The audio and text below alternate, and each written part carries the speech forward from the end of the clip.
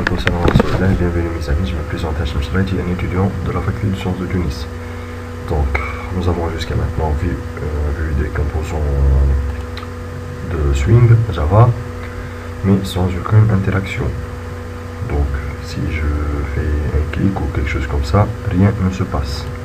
Donc aujourd'hui, nous allons montrer à créer des actions et à manipuler des actions suite à des boutons. Donc, c'est quoi une action?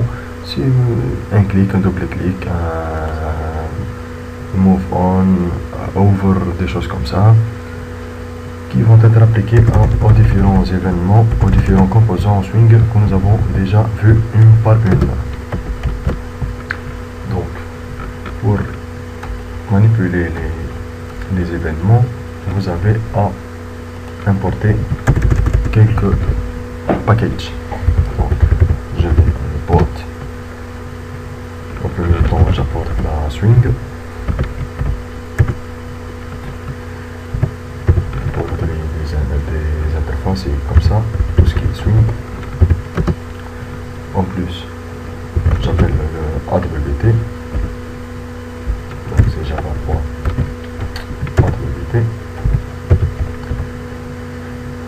De même, j'importe mon java.awt. Je vais créer des événements, donc avec event.action event. Je vais vous les expliquer ultérieurement. Maintenant, je vais faire import java.swing.awt.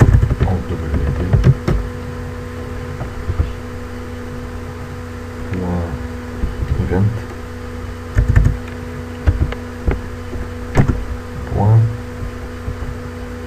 action listener, c'est où action listener. Maintenant nous avons créé notre classe action, donc qui va comporter trois boutons. Private, J button,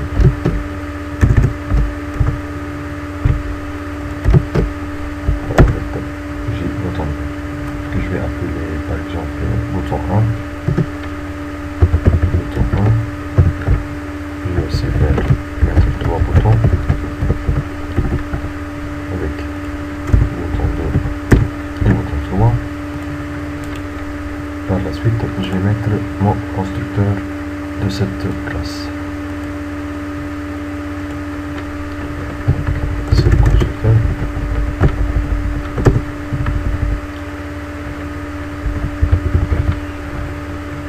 Donc avant tout cette classe va être une fille du JFrame. Ici je vais faire mon super, je donne le nom JFrame. Par exemple, action external course.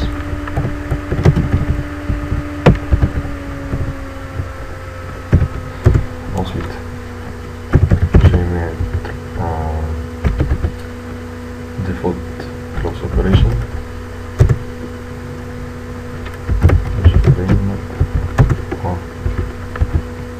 Exit en close. Je vais mettre une taille en frame.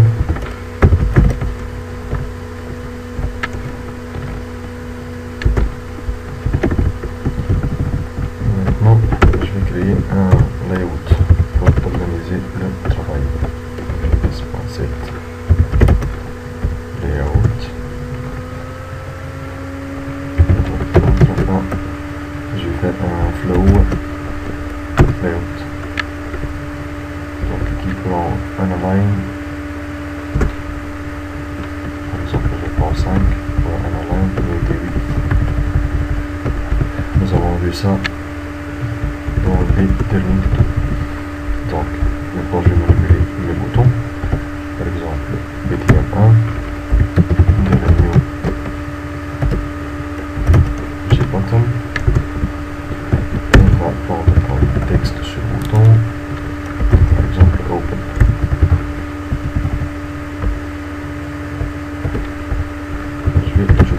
en frame. Export out.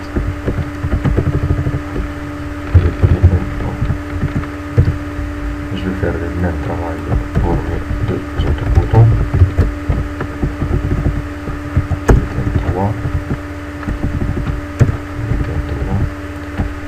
Je vais par exemple mettre search.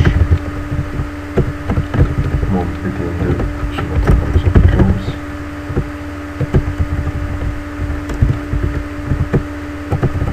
Et maintenant, j'ai créé mes boutons.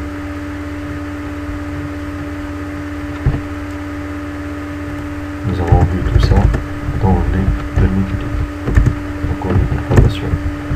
Donc maintenant, je vais faire une autre classe, private class. Par exemple, je vais nommer my action.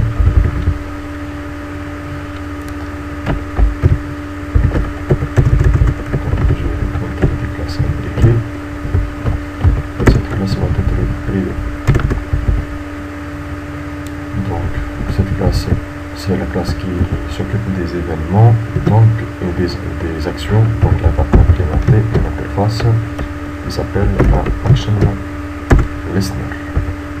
Donc je dois implémenter les méthodes. Et voilà cette méthode très importante qui va manipuler les actions.